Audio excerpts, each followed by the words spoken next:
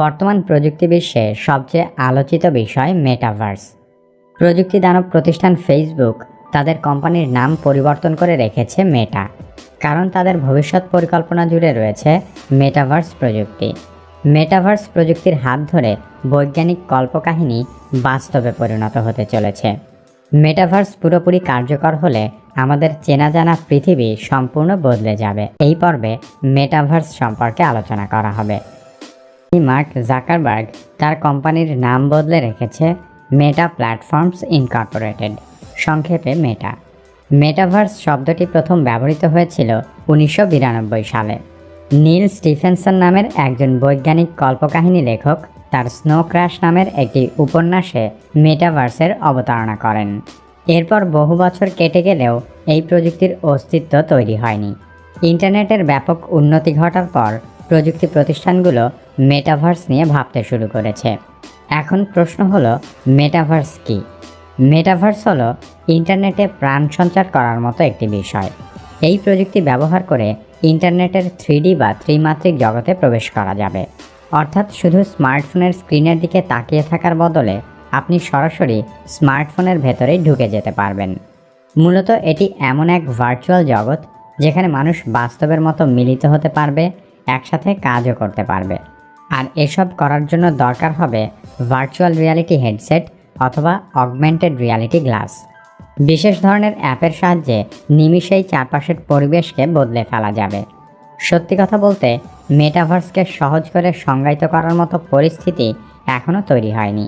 পুরো বিষয়টি প্রাথমিক ধারণার পর্যায়ে আছে। মেটাভার্স হচ্ছে ভবিষ্যতের ইন্টারনেট ব্যবহারের ধরন। মার্ক জাকারবার্গের মতে মেটাভার্স হলো ইন্টারনেটের পরবর্তী অধ্যায়। মেটাভার্সের মাধ্যমে সবচেয়ে বড় পরিবর্তন আসবে সামাজিক যোগাযোগ মাধ্যম এবং অনলাইন কেনাকাটায়। শুধু তাই নয়, চোখে একটি চশমা আর কানে হেডফোন লাগিয়ে বাসায় বসেই অন্য কোনো দুনিয়ায় চলে যাওয়া যাবে। এই ভার্চুয়াল দুনিয়ায় আপনার মন যা চাইবে তাই করতে পারবেন।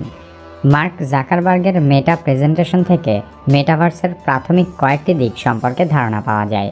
বিষয়গুলো হলো উপস্থিতি, অবতার, নিজস্ব ভার্চুয়াল জায়গা, টেলিপোর্টিং, আন্তঃকার্যক্ষমতা, নিরাপত্তা ও সুরক্ষা, ভার্চুয়াল পণ্য এবং প্রাকৃতিক ইন্টারফেস। বিষয়গুলো সহজে ব্যাখ্যা করতে গেলে বলা যায়, মেটাভার্সের একটি সাধারণ সার্বজনীন জগৎ থাকবে যেখানে প্রতিটি মানুষ নিজস্ব ভার্চুয়াল অবতার বা চরিত্র ধারণ করে বিচরণ করতে পারবে। মেটাভার্সের জগতে নিমিষেই এক জায়গা থেকে আরেক জায়গায় যাওয়া যাবে, অন্যদের সাথে মিলে কাজও করা যাবে। এছাড়া বাস্তব জগতের সকল বিষয়ের অনুরূপ ভার্চুয়াল পণ্য থাকবে মেটাভার্সে। মার্ক জাকারবার্গের মতে আগামী 5 থেকে 10 বছরের মধ্যে মেটাভার্স প্রযুক্তির অনেক কিছুই মূলধারার ইন্টারনেট ব্যবস্থা হিসেবে প্রতিষ্ঠিত হবে।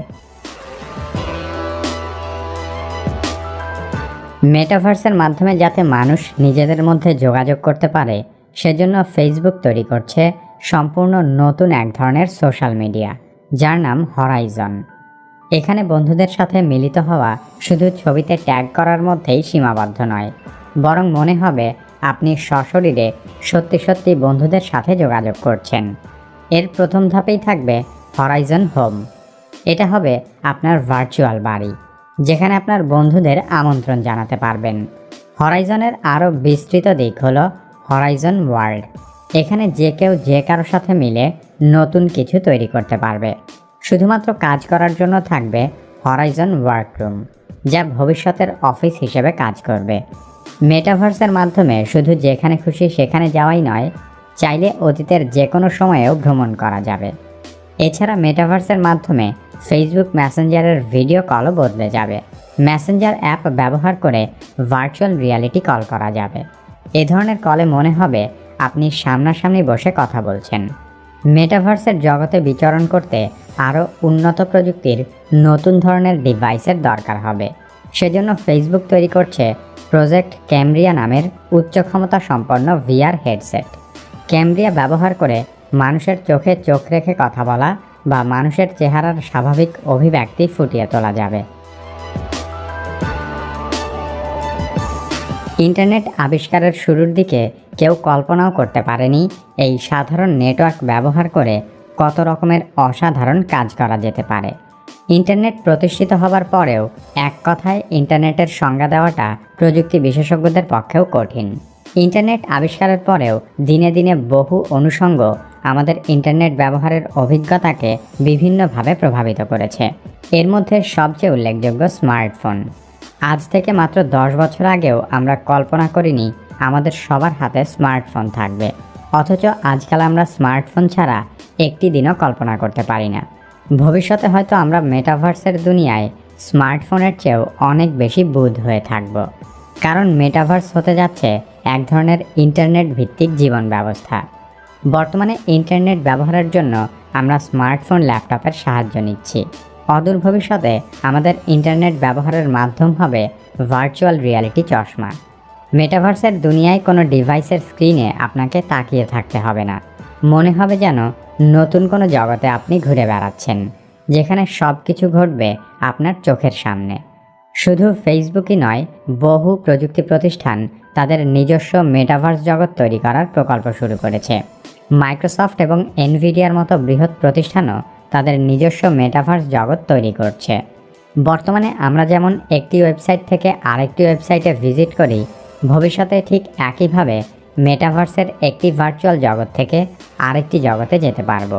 তবে মেটাভার্সের সবচেয়ে বেশি ব্যবহার হতে যাচ্ছে ভিডিও গেমিং ইন্ডাস্ট্রিতে। এপিক গেম এবং রোবলক্স ইতোমধ্যেই বিলিয়ন ডলার অর্থ খরচ করে তাদের ত্রিমাত্রিক জগৎ তৈরির কাজ শুরু করে দিয়েছে। মেটাভার্স প্রযুক্তি আমাদের জীবনে প্রবেশ করলে ফেসবুকের মতো প্রযুক্তি দানব প্রতিষ্ঠানগুলো আমাদের জীবনকে প্রত্যক্ষভাবে নিয়ন্ত্রণ করতে পারবে।